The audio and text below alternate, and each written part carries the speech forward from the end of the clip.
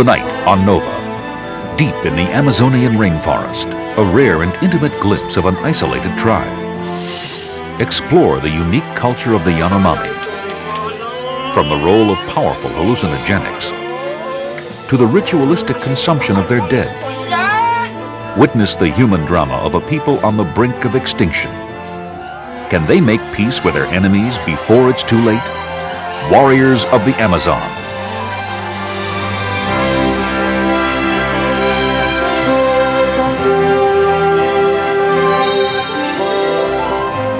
Funding for Nova is provided by Merck. Pharmaceutical research, improving health, extending life. Merck, committed to bringing out the best in medicine. And by Raytheon. Through a commitment to technology, Raytheon offers a broad line of general aviation aircraft. Raytheon, expect great things. Major funding for Nova is provided by the Corporation for Public Broadcasting and by annual financial support from viewers like you.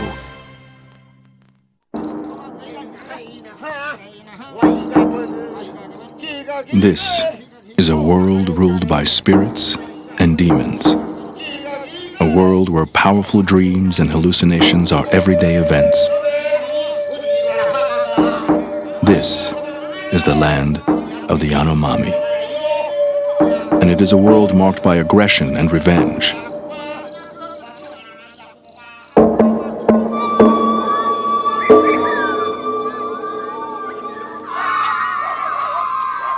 These boys are practicing to be warriors. Young men must learn to fight with fierceness and courage. In this world, the respected warrior is a man who not only defends the group from attack, but who will take part in raiding parties to avenge the deaths of fallen warriors and steal women. Old scores can linger for decades. Here, deep in the rainforest, live a people who are descendants of the original inhabitants of the Amazon. They live in ways similar to their ancestors of 2,000 years ago, following age-old traditions.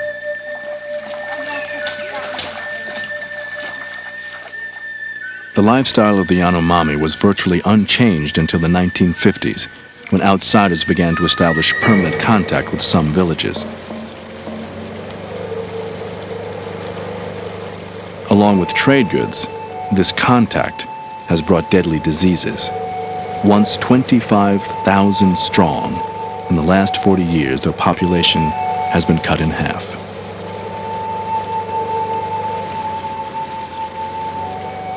Their vast jungle territory overlaps the borders between Brazil and Venezuela. Venezuela has given legal protection to Yanomami land, and there, villages still maintain the traditional way of life. We are on our way to the village of Carahiteri, located near a tributary of the Orinoco River.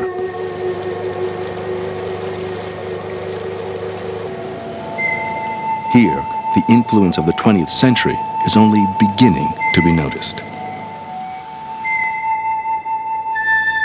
This is a typical Yanomami village. Everyone lives together in this communal structure called a shabono, where each family hangs its hammocks at their own hearth.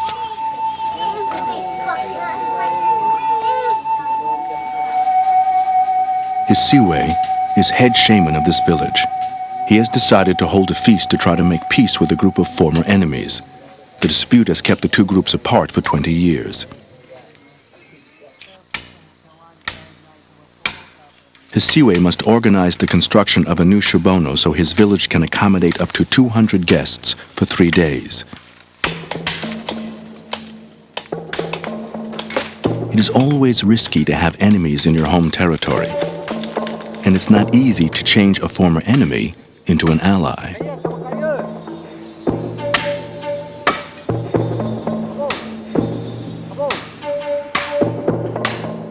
Exactly why Hisiwe has decided to do this now is not clear.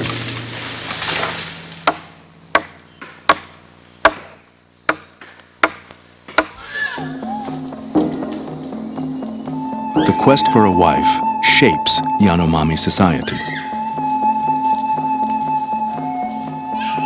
The great value of a woman lies beyond her daily labors. It is only through a wife that a husband gets his most important allies for a raiding party, his brothers-in-law. And it is the in-law relationship that forms the basis for a man's power.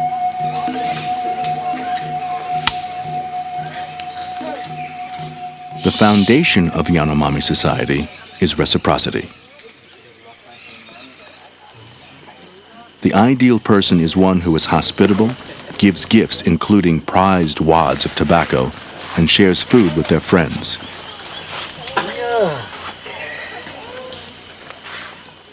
Hisuwe knows that by receiving food, he is embracing the obligation to return the favor. This is one aspect of an elaborate game of exchange that shapes Yanomami life.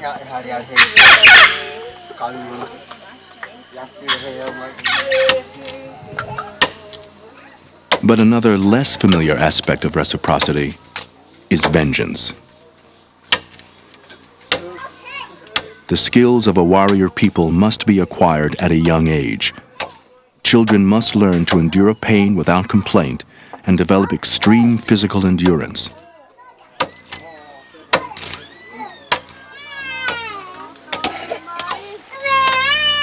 They are taught that every injury suffered must be repaid.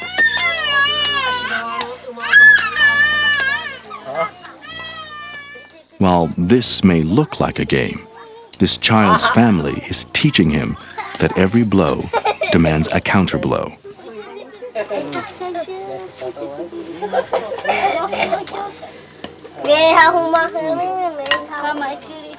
The necessity of these lessons is reinforced by the threat of warfare that overshadows their lives.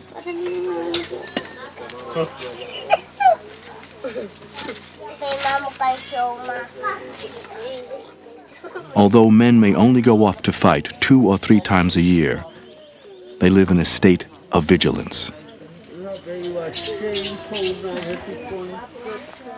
In their spiritual life, the Yanomami are also constantly at war with demons and evil forces. Ritualized drug use helps to invoke the power of the spirits. The hallucinogens they use are derived from jungle plants. One of the most potent comes from the bark of a tree, Virola elongata.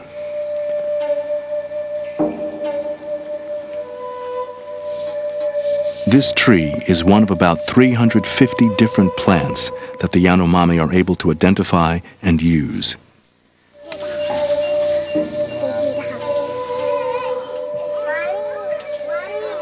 The raw bark goes through further processing back at the village.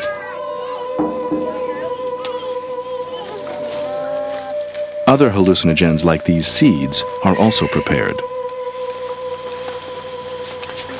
An extensive variety of drugs is used, individually or mixed together, to bring on particular effects.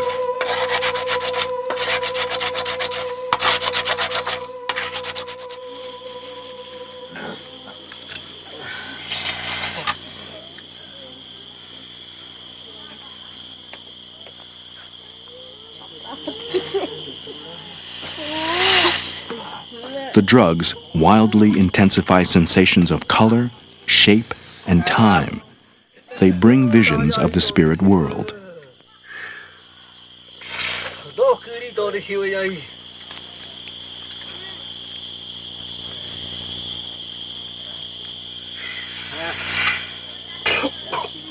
The Yanomami believe that all events in life happen as a result of the activities of the spirits, including misfortune and disease. The shamans can harness the power of the spirits and use them either to cure or to kill.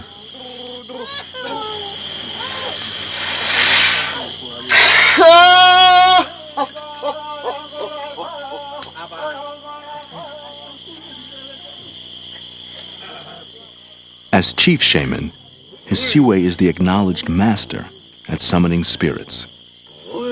Here, he allows himself to be taken over by the moon spirit.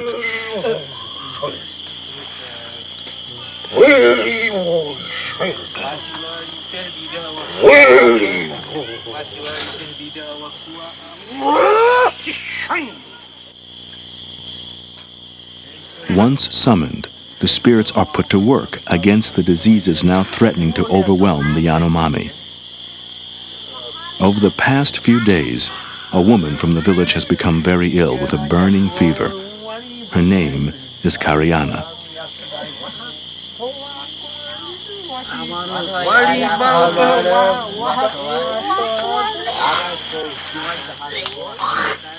Many Western diseases have been introduced in the Amazon region. The Yanomami have little or no resistance to them. They consider shamanism their only defense. They believe all disease is caused by spirits and can be cured only by controlling the powers of the spirits.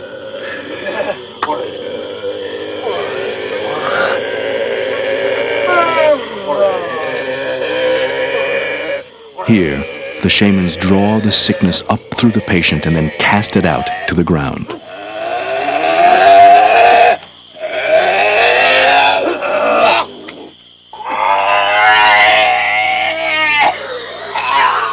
Evil spirits are sent by their enemies.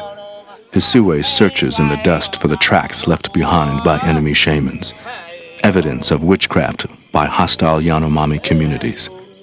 He finds the path of the shaman Orman.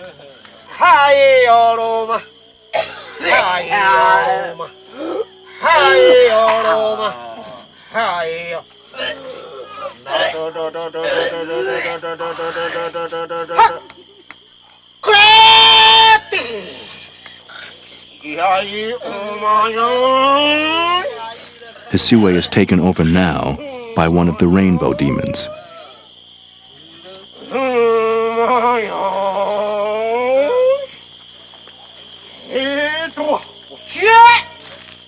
It allows him to make a diagnosis. There is a very hard lump inside her. Cut it up. Cut it away.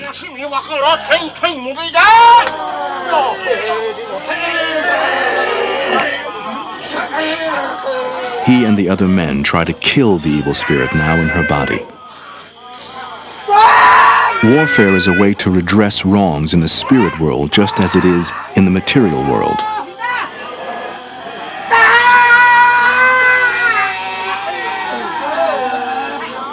The spirit of Kariana's disease has now taken over the body of Hisiwe.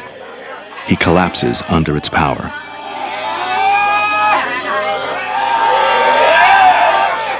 Hisiwe's shamanism was successful. This time, Kariana got better.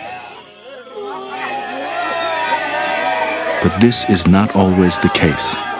The Yanomami are dying in large numbers from flu, measles, hepatitis, new strains of malaria, even colds. They usually blame these diseases on the witchcraft of other Yanomami.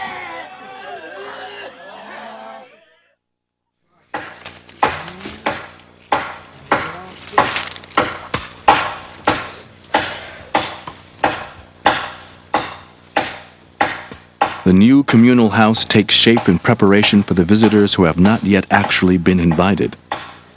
The original cause of the enmity between the two tribes begins to emerge. It is always a complicated mix of reasons going back several generations. Most everyone, including Rapewe and his father Hisiwe, are personally involved in the tribal web of vengeance.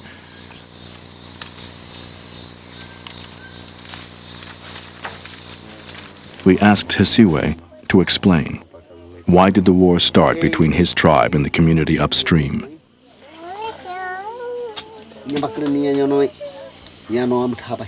One of our ancestors killed one of their warriors. They wanted to avenge his death, and we defended ourselves. It's true, one of our number attacked one of theirs who fell onto the rocks and died. Why did they kill him? The fighting began because young people were spreading gossip and lies about witchcraft and adultery. Then one of our people shot him with an arrow and killed him. So it was a young warrior. That's how trouble always starts. Instances of adultery are common, but when it takes place among members of different groups, what begins as a personal affront can quickly escalate into a conflict among villages. And here, vengeance is not easily satisfied. I used to get very angry with these enemies from upstream. I knew if I attacked them openly, they would run away. So I planned when they were visiting my neighbors to use trickery and kill them. I was very angry. I would have been very happy to have killed them all.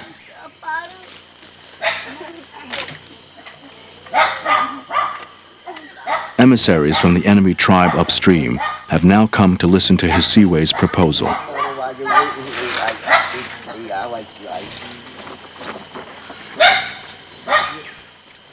It is now up to Hisiwe to allay their well-founded fears and convince them to bring their people to his feast.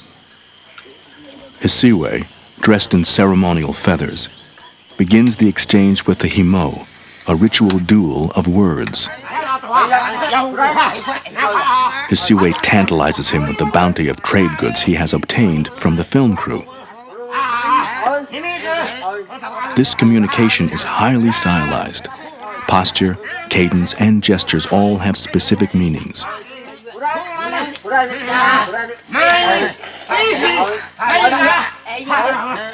Hisiwe is persuasive.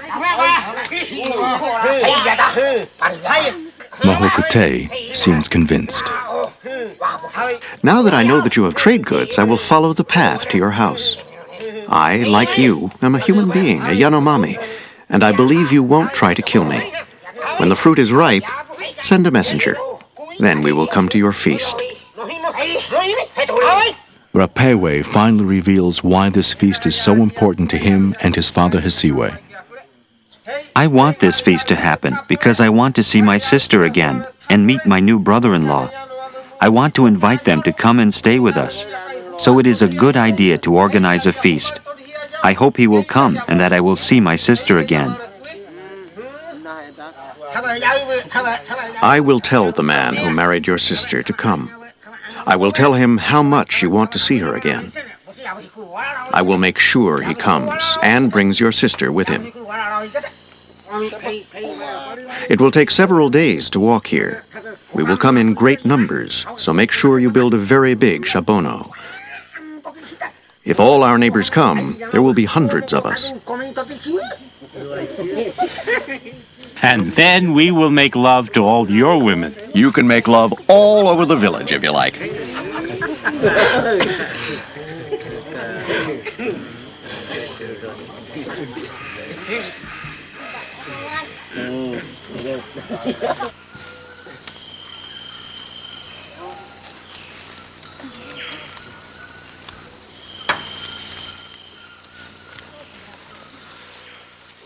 The reasons for the feast are at last becoming clear. 10 years ago, Hisiwe's daughter ran away and sought refuge with the enemy. Hisiwe and his son Rapewe are keen to make peace so they can see her again. Just as important, now that she's remarried, they want to start a reciprocal relationship with their new in-laws. But there is a delay. Before the feast can begin, Hisiwe's neighbors must hold a funeral for a man who died a few weeks ago. The body was cremated, and now the time has come for them to drink a soup containing his powdered bones.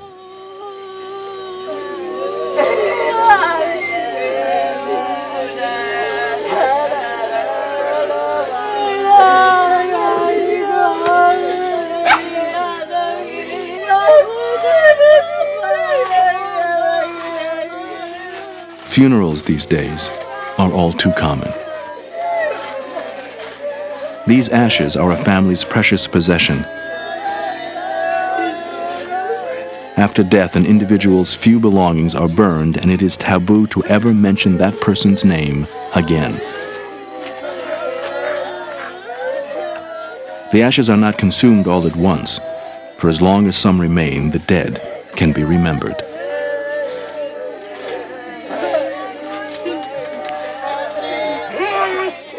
The man who died was a shaman, so his mourners blow some of the drug that shamans use over the gourd holding his ashes.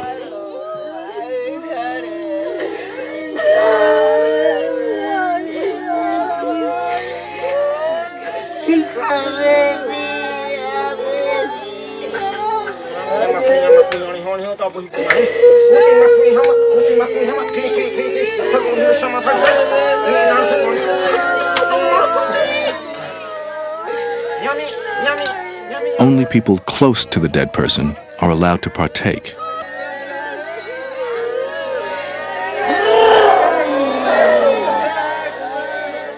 The first man to drink is the dead man's oldest surviving relative.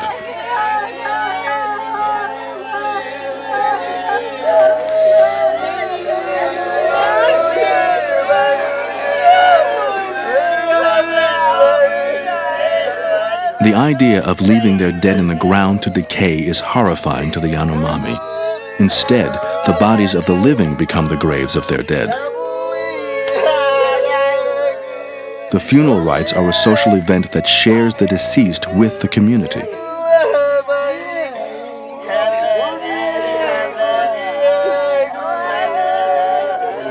We drink the ashes of our dead in a banana stew.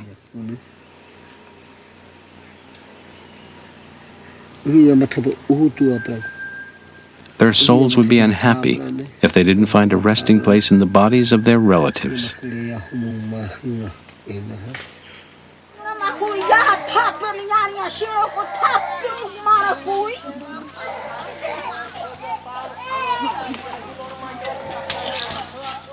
After the ceremony, a new problem arises at the edge of Hisiwe's Shibono.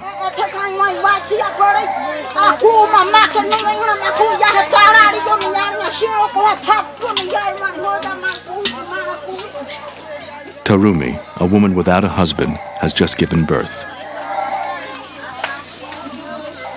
She has no family ties here, so she has no one to take care of her during this time of crisis.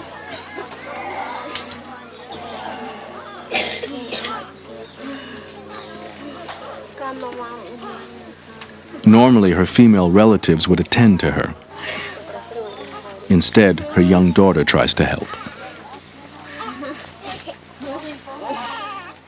The usual birth-related rituals are not being followed.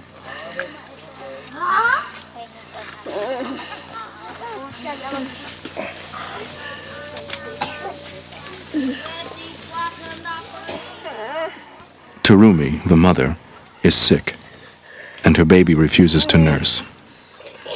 She is too ill to care for her newborn.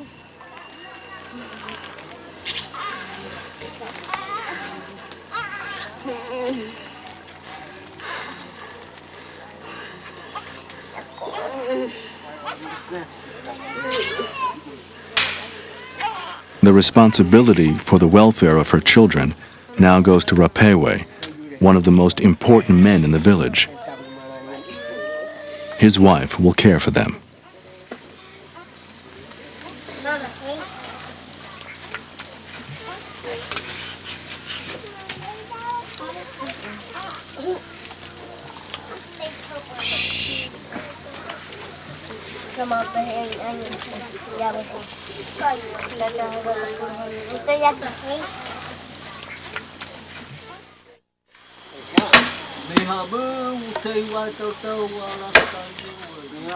At last, after a month, once these trees are removed from the central plaza, the new Shibono will be completed.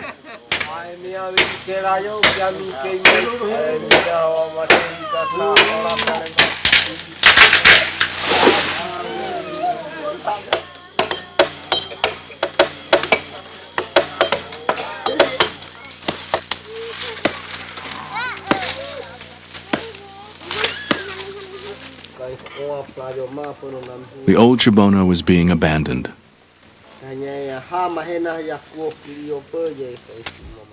They move their hammocks, a few personal possessions, and the gourds with the ashes of their dead relatives.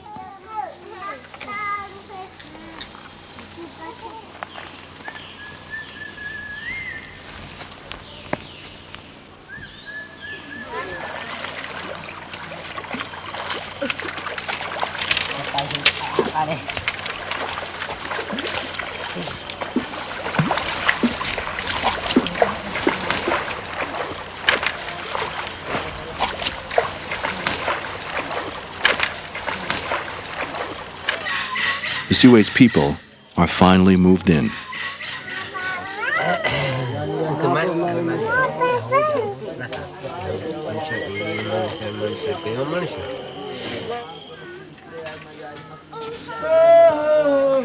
Now they must turn their attention to finding meat.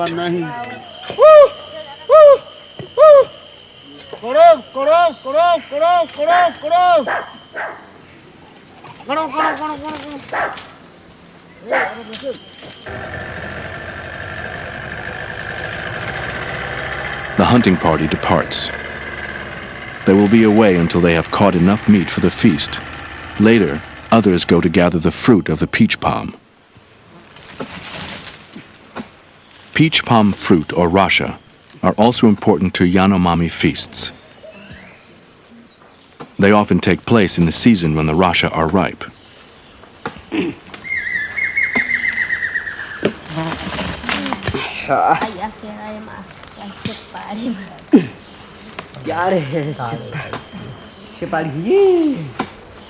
The fruit grows over 100 feet off the ground, and the peach palm bark is covered with vicious spikes.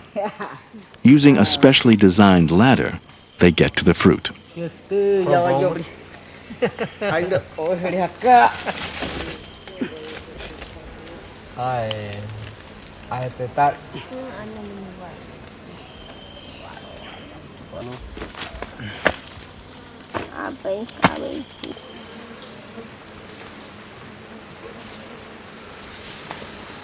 Although each tree is individually owned, for a big feast, the fruit is shared by all.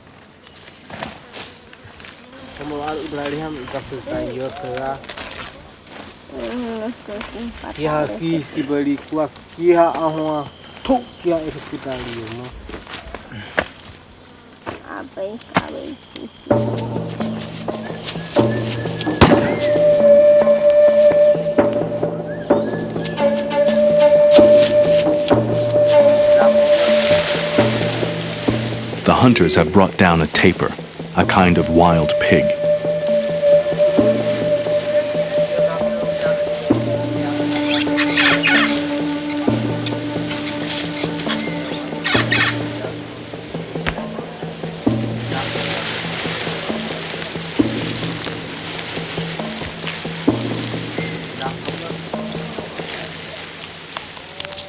In addition, on this expedition they have also caught wild boar, alligator, monkey, and game birds.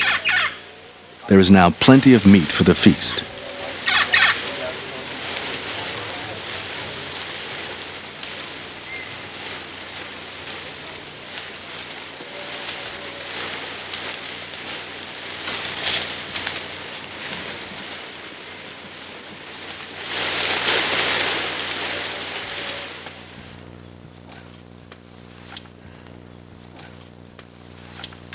The men have been away for 4 days.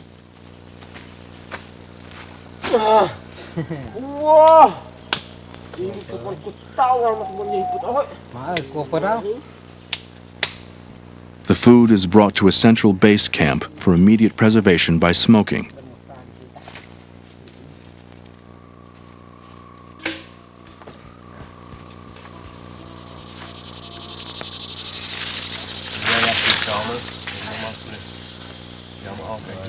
There are many taboos around the appearance of blood. All meat must be cooked thoroughly to make sure no blood will be visible.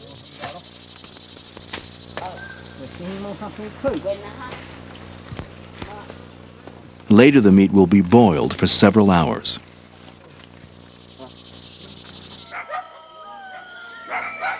The advance party from the former enemy village arrives at the new Shibono. It would have been unwise for them to venture here only a few weeks ago. Everyone knows such a meeting can erupt in violence. The atmosphere is tense.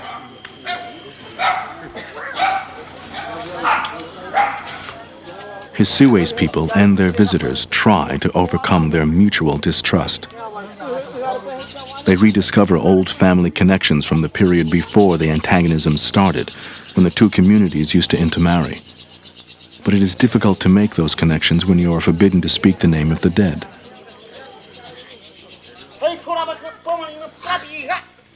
You must all identify yourselves, especially any young people whose relations I might have known. Over here! You knew this one's brother.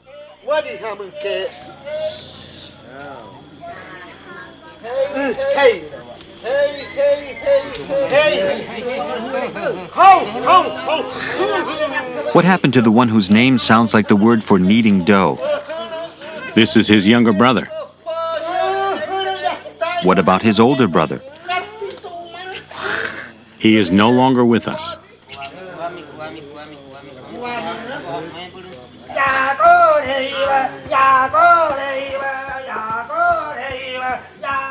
Mohokute, the guest shaman, now has the chance to show off his unique healing expertise.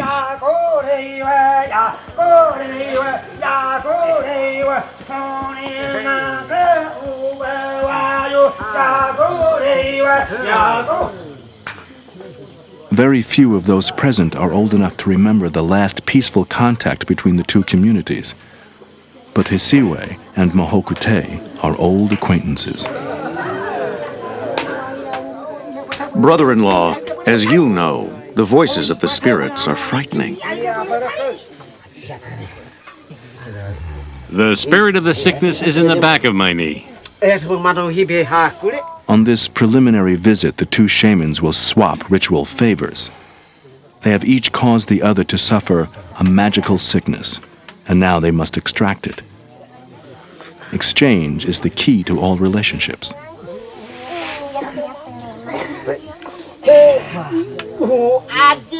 I can feel it coming out.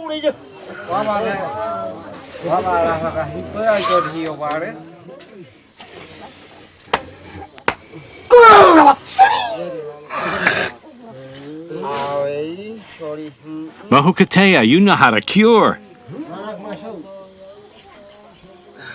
Each shaman is a specialist, known for different kinds of magical knowledge.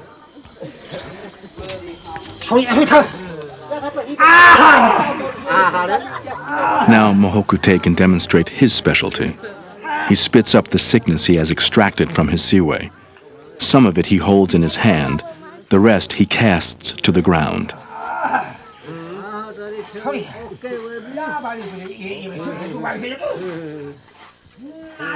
In exchange, Hisue must now cleanse his guest of any residual traces of the sickness.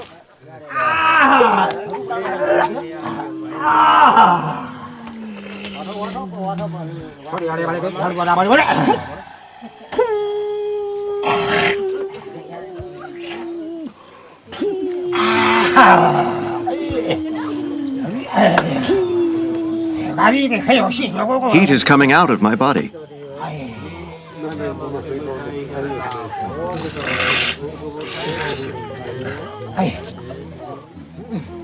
Finished.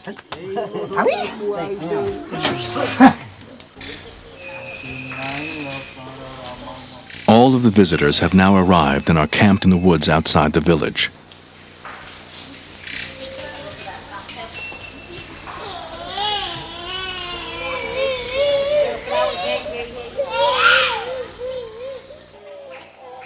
The shaman has kept his promise and brought Taraima, Hisue's daughter. Her child and her husband have made the journey with her.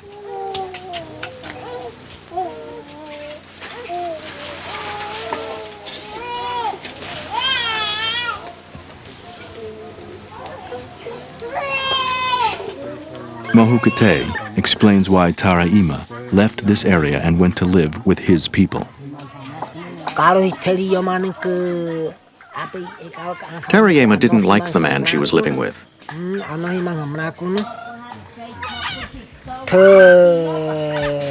She didn't treat him like a proper wife. And he used to beat her.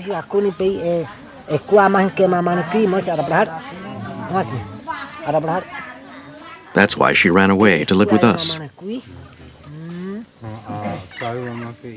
He goes on to explain why his community stopped coming to visit.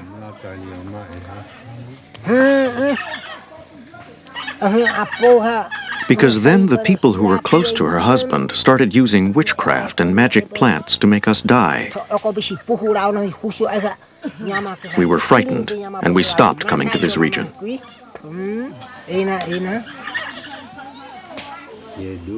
The same question is asked of Terayema. Why did she leave? Several times I ran away to a nearby community, but my husband kept taking me back. So I had to find refuge further away. Did her husband hit her? Yes, that's why I had to go.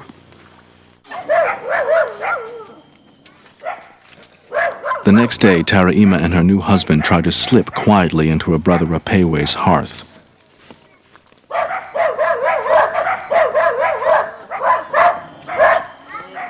She hasn't seen her family for 10 years, but there is no tearful reunion. Rapewe just introduces his new brother-in-law to the men of his family. Terayema begins to chat with the women.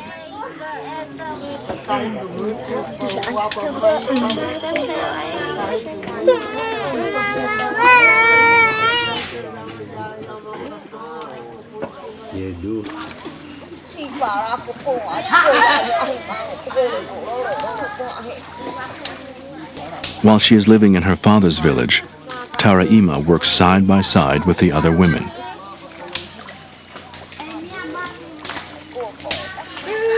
The men spear the electric eels that infest the waters. This is the season for fishing. With the water level low, they are sure of having good results. The low water also makes it easy for them to travel, so this is the season for feasting, visiting, and making war.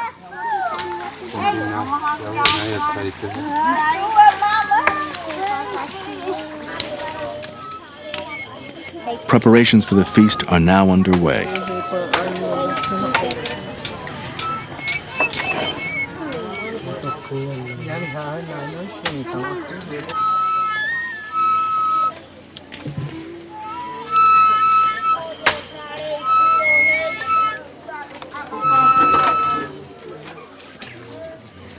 Hisiwe has the responsibility to distribute the food in equal shares.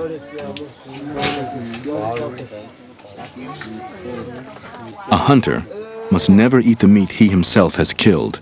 To do so would be a dishonor. Today, no one is at risk of that since all of the meat will be given away to the guests, creating the obligation for future exchange.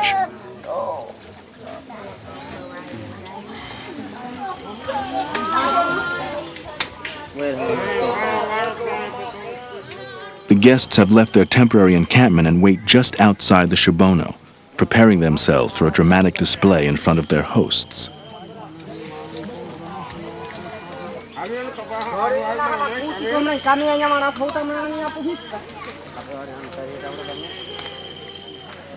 They adorn themselves with abstract designs and white feathers which symbolize peace.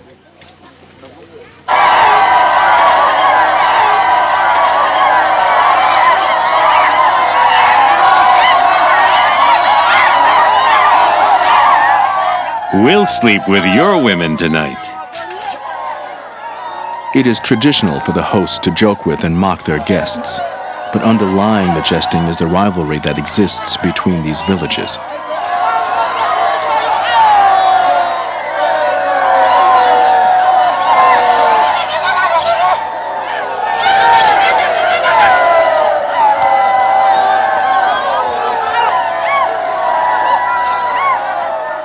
These displays are intended to communicate aggression and valor, suggesting to the other community that you're better off being our friends than our enemies.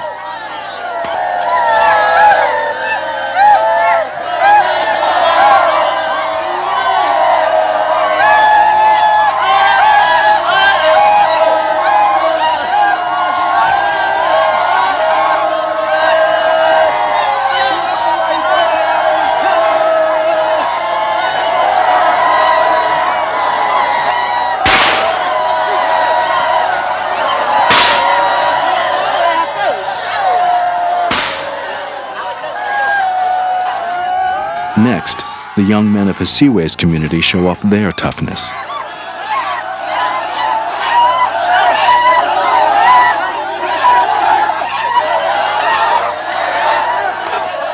As the embers burn, the visitors are impressed by the warriors' endurance of pain.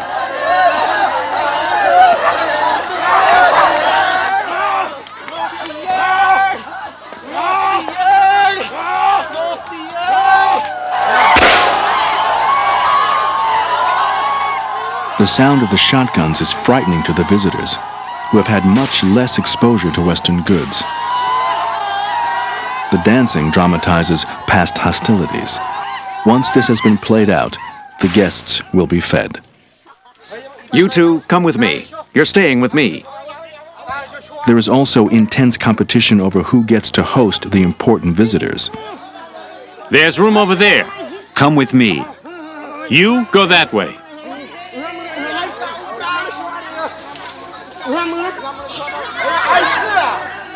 Hisiwe makes sure everyone has a place to stay.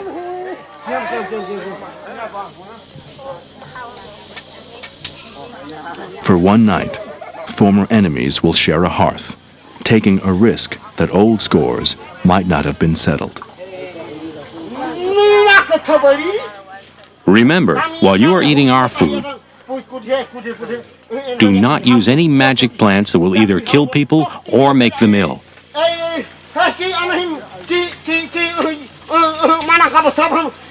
I'm warning you, if you use magic against us, we will not hesitate to use it to make your women sterile.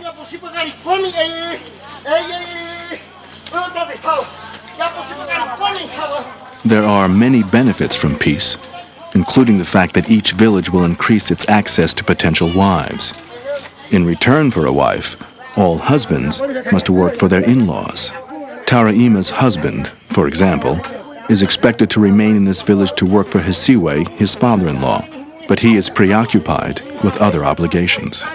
We are engaged in a war against our enemies up in the mountains. I can't stay here. I want to leave on a war party.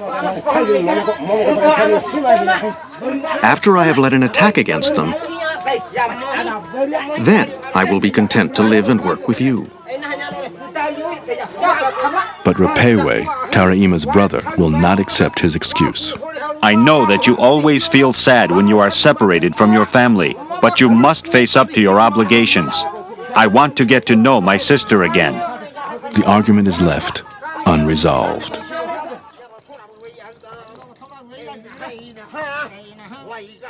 Tomorrow is the day the goods will be traded. It will be the last chance for the hosts to show off their hospitality and generosity. But they are not above looking for a bargain. Hisiwe is asked what goods he expects to receive from the visitors. I want some coloring for body paint. And I'll ask for some arrows. And what will he give in exchange? We will give them some old stuff.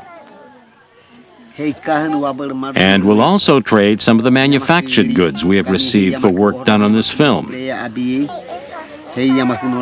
Things like machetes, axes, hammocks, cotton for fixing arrow feathers, and money. That's all. Does he plan to give them money? Only if I get the money which we are owed for this film. It's very important that you give me the money you promised, as well as the manufactured goods. This is the culmination of the peace process.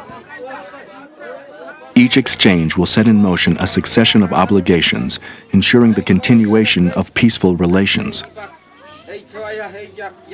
The value lies in the act of exchange, not in the absolute worth of the goods.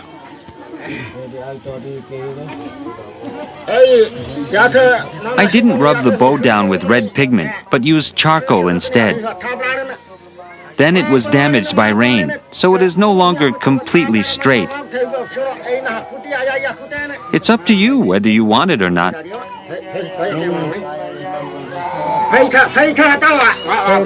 I really wanted to ask for another arrow, but you had already traded the only two you had.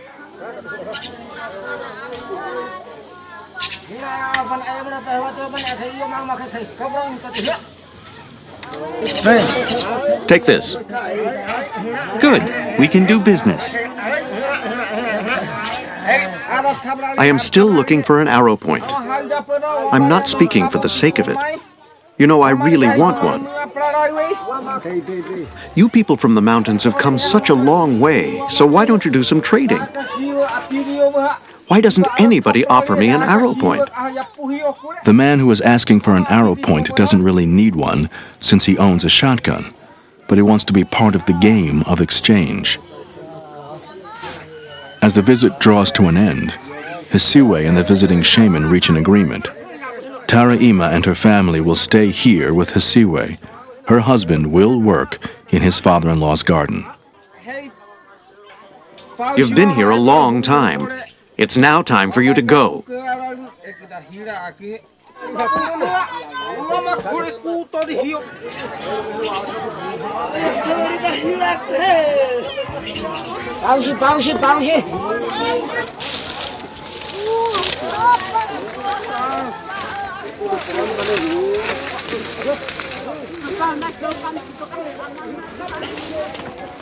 As the guests leave, it emerges that Taraima's husband has disappeared with their daughter.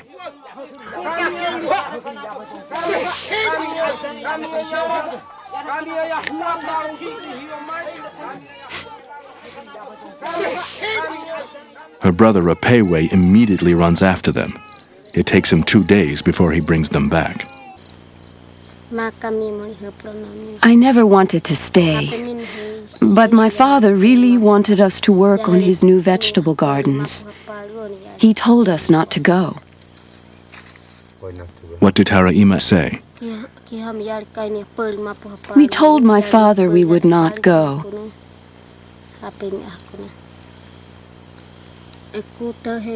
But my husband decided to leave. Why? He was homesick. How does her husband feel?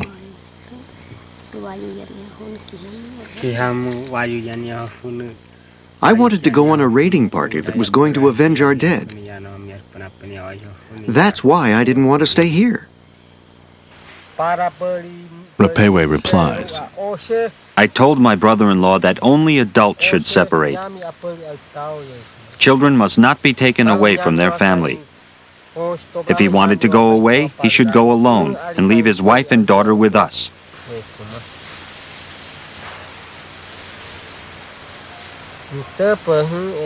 His own father told him, stay and live with the people down here. During your absence, we will console ourselves knowing you are with our allies.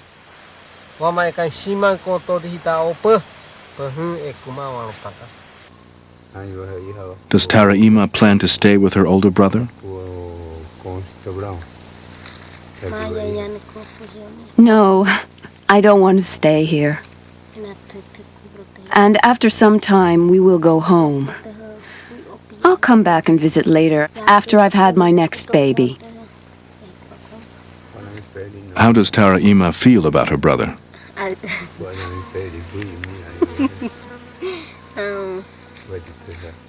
When I first left, I cried with sadness. But then time passed. And she forgot him. Yes, then I forgot him. But now that I am here, all my memories have returned, and I will miss him when I leave.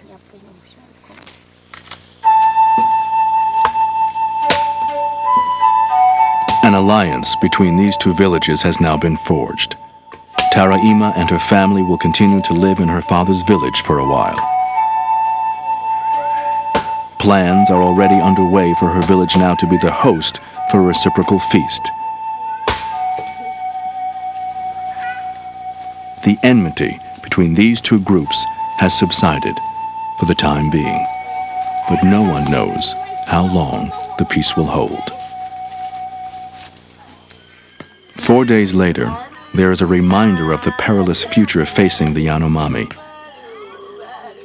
Terumi, the young mother who gave birth before the feast, has died of a fever. Her newborn died shortly after.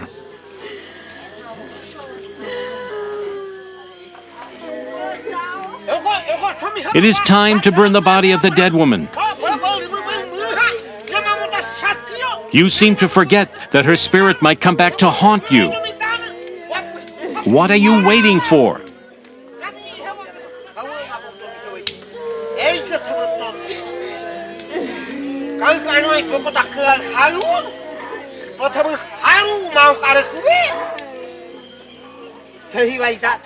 You don't cry enough. Go on, cry for the family of the dead woman. If you don't cry for the dead, they will think you don't care about them. That is what the Yanomami say.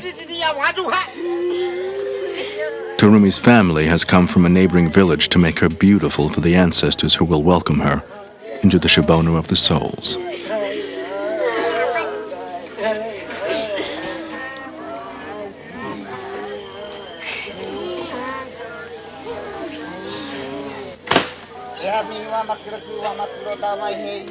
The Yanomami are an endangered people, increasingly threatened by extinction. This century has seen the destruction of most of South America's indigenous cultures. On average, over 80% of each community dies within the first 100 years of contact with outsiders.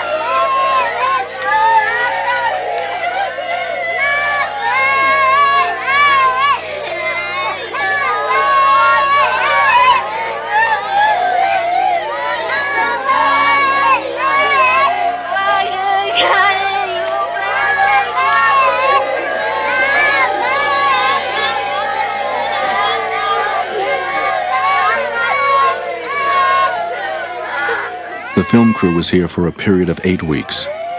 During that time, 4 people died out of a population of 90.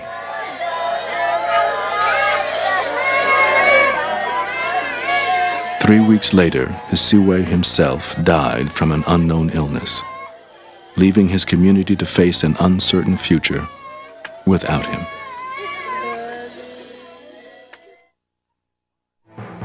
To respond or find out more, check out Nova Online, the star of science cyberspace. Link to us on the PBS homepage. Educators and home viewers can purchase this and many other Nova programs for $19.95 plus shipping and handling. To order, call 1-800-255-9424.